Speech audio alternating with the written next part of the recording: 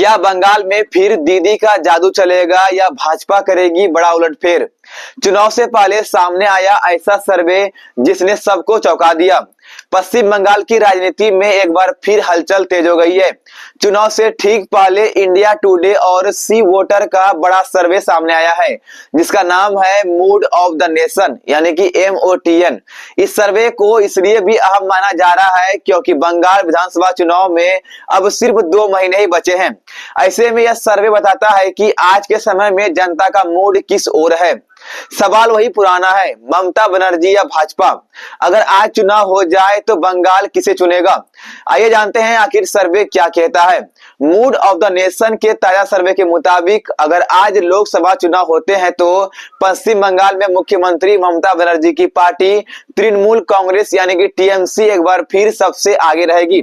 वहीं सीटों के अनुमान की बात करें तो TMC को 28 सीटें और बीजेपी को 14 सीटें मिल सकती है, यानी TMC को 2024 के मुकाबले 1 सीट का नुकसान, बीजेपी को 2 सीटों का फायदा होने वाला है। 2024 के लोकसभा चुनाव में पश्चिम बंगाल की टोटल 42 सीटों में से TMC ने 29 सीटें जीती थी, जबकि बीजेपी को सिर्फ 12 सीटें मिली थी।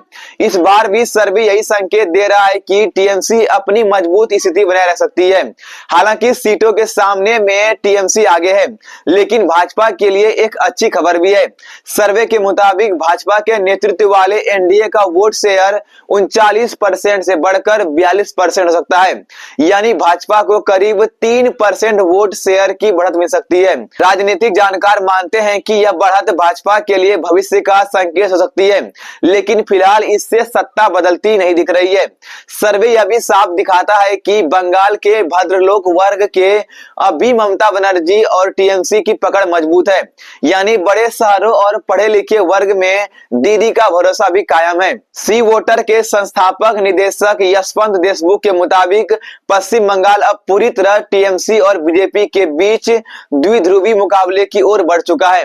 उनका कहना है कि राज्य में राजनीतिक ध्रुवीकरण तेज हुआ है, छोटे दलों की भूमिका लगातार कम होती जा रही है। वहीं अगर हम पुराने सर्वे से तुलना करें तो फरवरी 2024 के सर्वे में TMC को 22 सीटें और बीजेपी को 19 सीटें, अगस्त 2024 के सर्वे की बात करें तो TMC को 32 सीटें और बीजेपी को 8 सीटें और कांग्रेस को 2 सीटें मिली थी।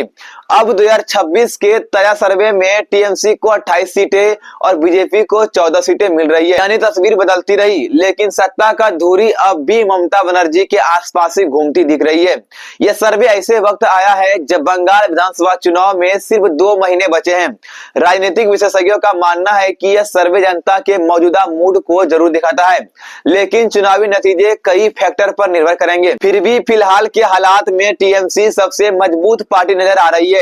भाजपा धीरे धीरे आगे बढ़ रही है, लेकिन सत्ता में बदलाव की संभावना भी कम है।